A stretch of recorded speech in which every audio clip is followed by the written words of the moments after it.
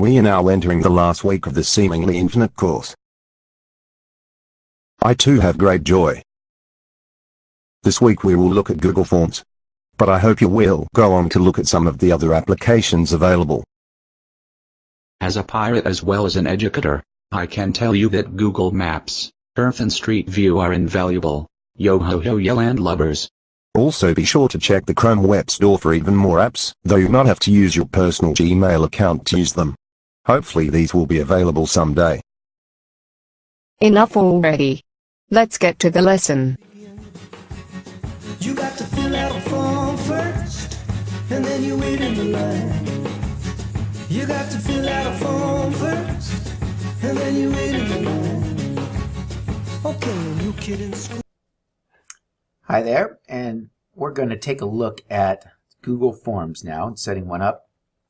If you haven't used it for a while, it may look different to you if you've used it before, and if you're new to it, then it will look the same because you've never seen it before. So I'm going to go over here. I'm in my Google Drive, and I've created a folder called Form Demo, and I'm going to go ahead and open this up and create a form. So you don't see it right away, but if I go down here to More, I can see Google Forms somewhere right up at the top. So I'm going to create a new form, and you want to give it a name once it creates here. So I can call this something, and I'm going to call this Form Demo. And notice it updated that name right away, and you can see questions here. Now, I can go over here if I want to change the color scheme. I can go ahead and give it color schemes.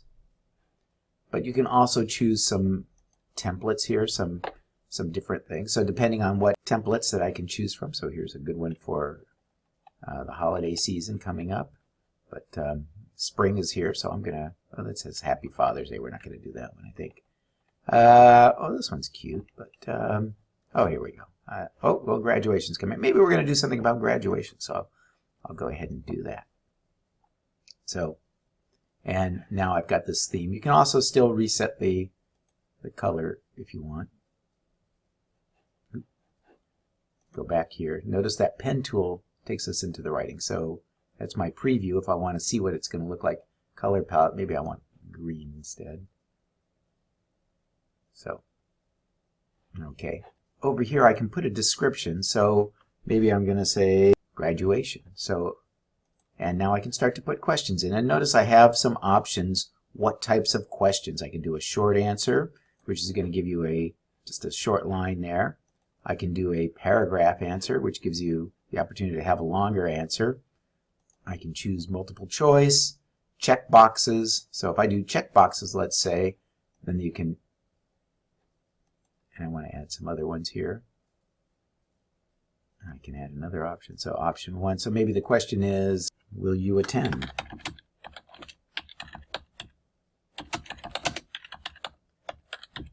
Ceremony. And so I'm probably going to have option 1, and I can edit this one to say yes, or option 2, no. And if I want to see what that's going to look like, again, I can go to the preview, and notice I can check all of them. So that may not be the type of question I want to use, so I can go back and change that if I want. So instead of check boxes, maybe I'm going to want to have a multiple choice, and I want to get rid of that question, that option. Now let's preview it and see if that's better. So will I attend? Yes or no. Notice now I can't have multiple answers. So depending on what you're going to use, this is what you want to do. You can also make this a required question if I want. So I could have a hint text if I want, or I can jump to another question based on that answer. So you can add a new section to your quiz, and you can do this with this little icon right here. That adds another section. So let's say I was trying to get some information. I had several sections. I could go ahead and jump to different sections based on the answer. I can duplicate that question if I want. So if I've got several things there, I can add an image maybe. So again, I can go by URL. I can choose maybe an ad. Here's some pictures that are on my desktop, so let's go ahead and grab that. I'll say select. So that one's already in my computer, or it's in my Google Drive actually. I select it, and now it should add that image. There you go, and I can give it a title. So that's our new DSO. Okay, I could also add a video. You can only add videos that are on YouTube, unfortunately. So so you can either choose a YouTube URL, or you could search for a video if you wanted. So if I wanted, say, well, let's just try graduation here.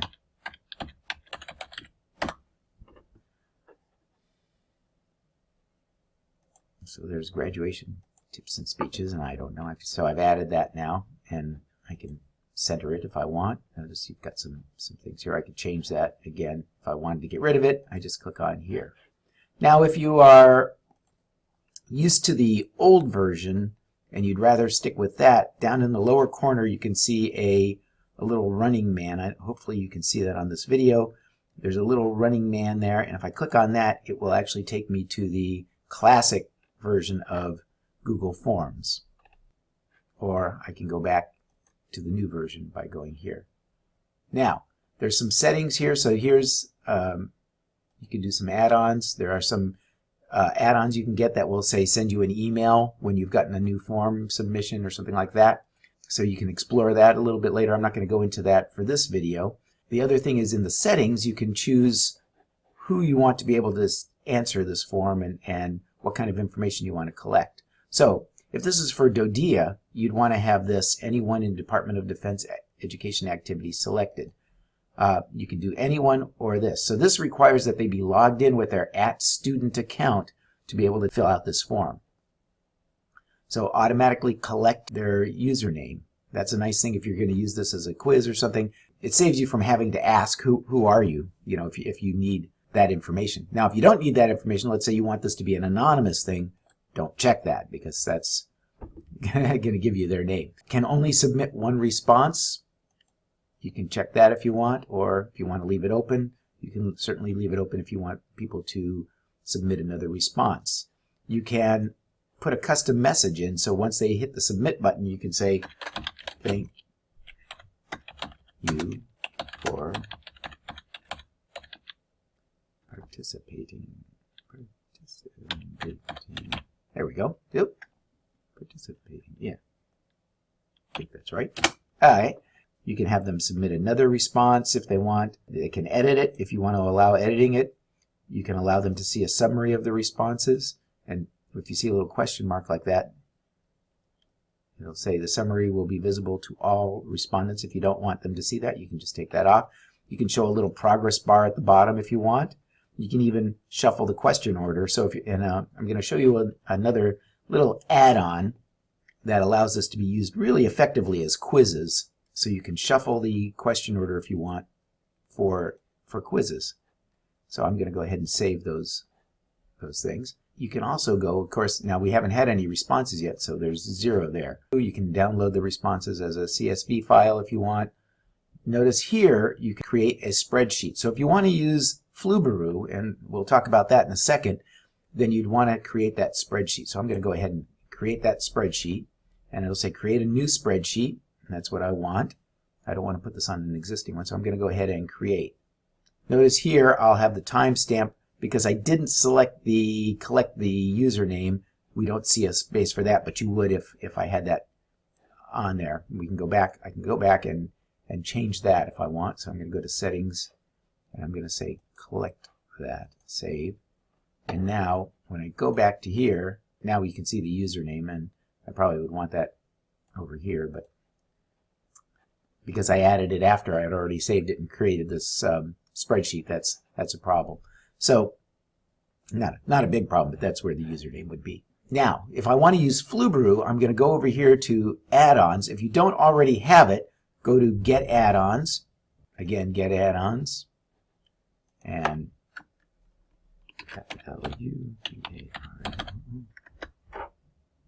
and there it is. I can manage it here. or I can remove it. So, but I've already added it, so I never have to do that again if I don't want to. So I go over here and I say enable Flubaroo for this sheet, and I give it permission to run, and I'm going to choose my username. You can see I've got lots of users logged in already on this, so, and now it's going to start generating this. With Flubaroo on here, now I can say grade assignment.